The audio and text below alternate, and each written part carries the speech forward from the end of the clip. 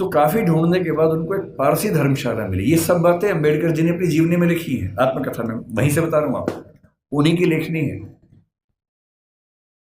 क्योंकि पारसी धर्म में तो जाति व्यवस्था नहीं है, तो उनको लगा यहां शायद शांति मिलेगी। वो पारसी धर्मशाला में गए, वहां कमरा लिया। एक ही कमरा था, बड़ा बहुत बुरी हालत में कमरा था, फर्नीचर से भरा हुआ गोदाम जैसा कमरा, उसी के कोने में रहने की व्यवस्था हुई। तो रहने लगे।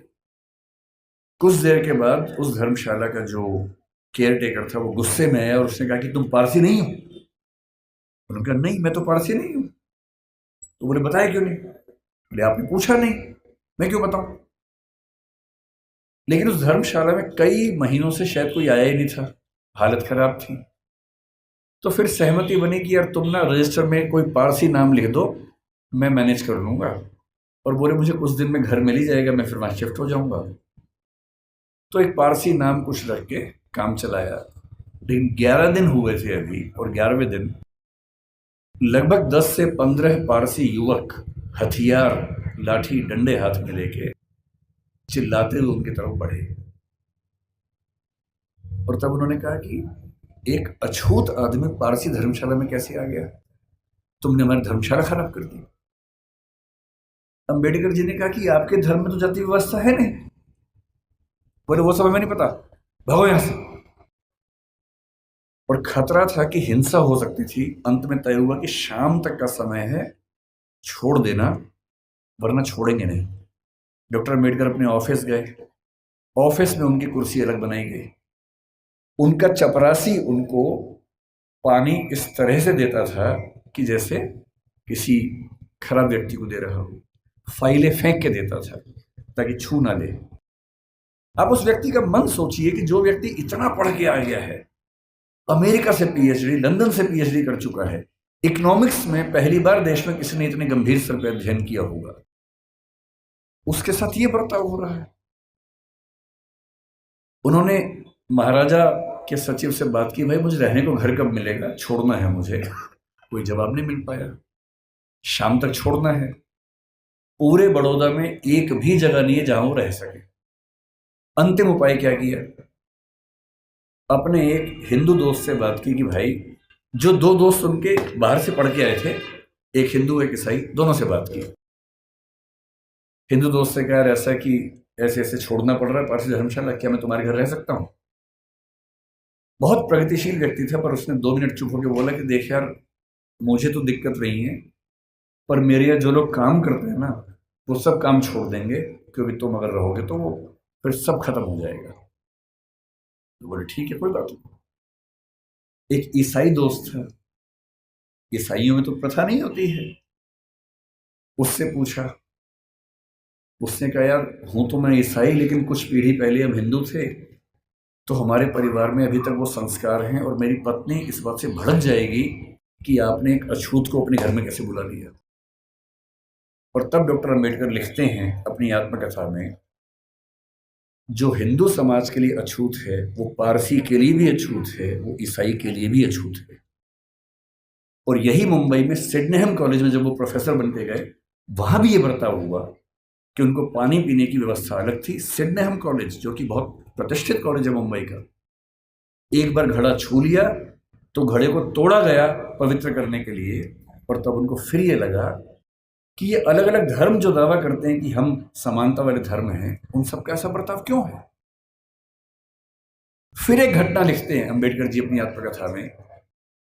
एक बार वो नासिक से औरंगाबाद जा रहे थे निजी यात्रा पे कुछ दोस्तों के साथ। उन्होंने जानबूझ के सबसे कहा किसी को बताना मत, मैं नहीं चाहता किसी को पता लगे, निजी यात्रा रखेंगे इसको। रास्ते में दौलताबाद का किला पड़ा। दौलताबाद का किला ऐतिहासिक स्थल है, उनकी इच्छा हुई कि देखते हैं उसको। तो 7-8 दोस्त खूब धूल मिट्टी झेलते हुए वहां पहुंचे। किसी को बताया नहीं था। जब पहुंचे तो वहां एक पानी का हौद था जहां पर लोग हाथ मुंह धो लेते हैं। इन सब ने वहां पर हाथ मुंह धो लिया। इतने में वहां कुछ मुस्लिम युवक गुस्से में आए हथियार लेके। उनको किसी ने बता दिया था कि ये लोग अछूत समुदाय से हैं, और लड़ने लगे उनके साथ। अम्बेडकर जी ने उनको समझाया, डांटा, कहा भाई तुम तो मुसलमान हो और तुम्हारा धर्म तो कहते कि हम सब बराबर हैं। वो बोले वो सब बेकार की बात है, तुमने हमारा ये अपवित्र कर दिया है। और हालत ये आ गई कि अम्बेडकर जी को लगा कि अब हिंसा भी हो सकती है और ऐसा ना हो कि कुछ बड़ा नुकसान हो जाए।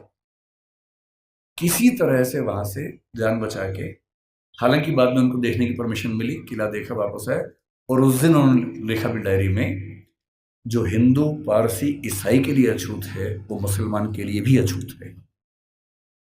आप अनुभव सोचिए उस व्यक्ति के, जिसको समाज के सब समुदाय गाली दे रहे हैं, इतना पढ़ने के बाद, जो बड़ौदा के राजा का सैन्य सचिव रह चुका है, जो व्यक्ति सिडनेहम कॉलेज में असिस्टेंट प्रोफेसर रह चुका है, और वो लगातार कोशिश कर रहे हैं कि इस समाज के भीतर हमें एक्सेप्टेंस मिल जाए, हमारे समाज को एक्सेप्टेंस मिल जाए।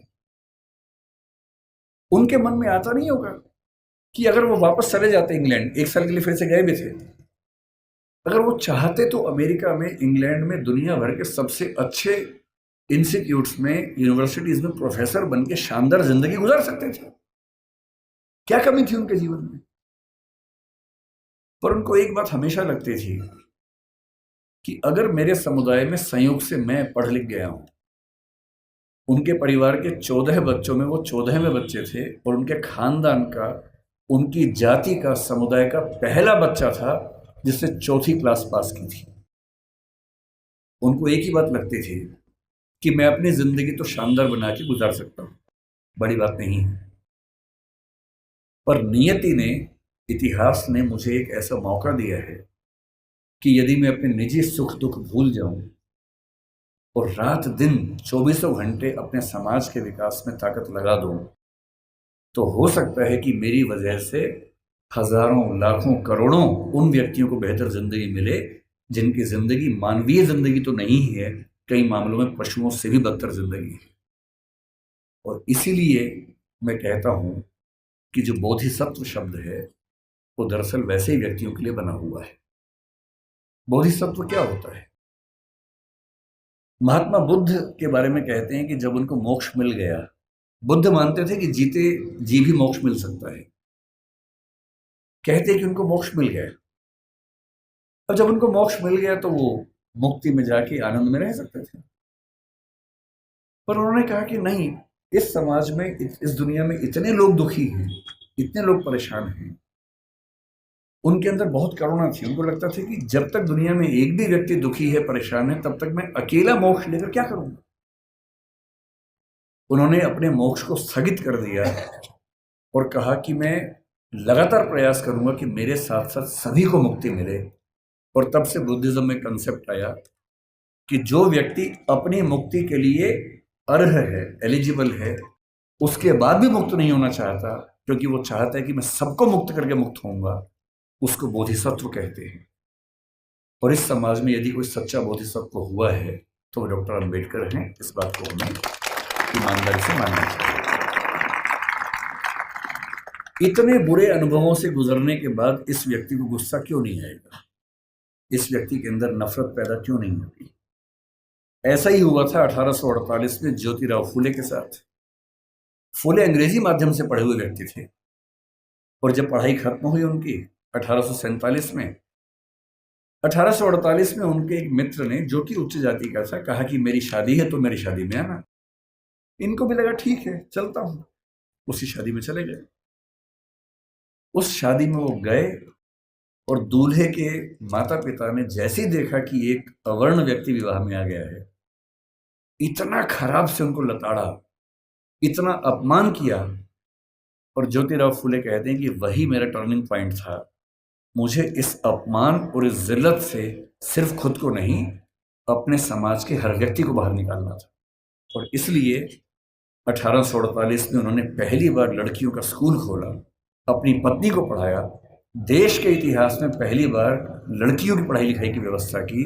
आज ये जो बच्चियां बैठी हैं, अगर फूले न होते तो आज आप घर के अंदर चौका कर रही होती, चूल्हा चौका कर रही होती, यहाँ ना बैठी होती।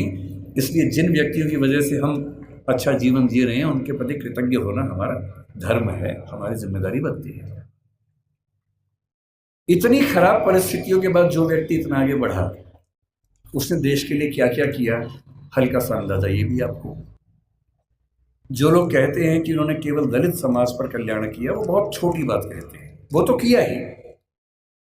उन्होंने महाड़ सत्याग्रह किया, उन्होंने पानी के लेकर खूब सत्याग्रह किया, मंदिर प्रवेश को लेकर सत्याग्रह किया।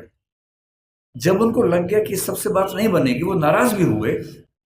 1927 में उन्होंने मनुस्मृति दहन किया। 1935 में येवला में घोषणा की कि मैं पैदा हुआ हूँ हिंदू धर्म में, लेकिन मैं मरूंगा नहीं हिंदू धर्म में। महात्मा गांधी ने उनसे निवेदन किया कि ऐसा ना करें। उसके बाद 21 साल तक वेट किया ताकि समाज अगर बदल सके तो मुझे इतना बड़ा स्टेप न लेना पड़े। और 1956 में जब उनको लग गया कि मेरी मृत्यु नज़दीक है और मैं अपने समुदाय को संशय में, दुविधा में न छोड़ के जाऊं, तो अपनी मृत्यु से केवल 1.5 महीना पहले 14 अक्टूबर के दिन उन्होंने बौद्ध धर्म को अपना लिया। ये तो एक पक्ष है उनके जीवन का, जो दलित समाज या अछूत समुदाय को मुख्य धारा में लाने के लिए उन्होंने किया।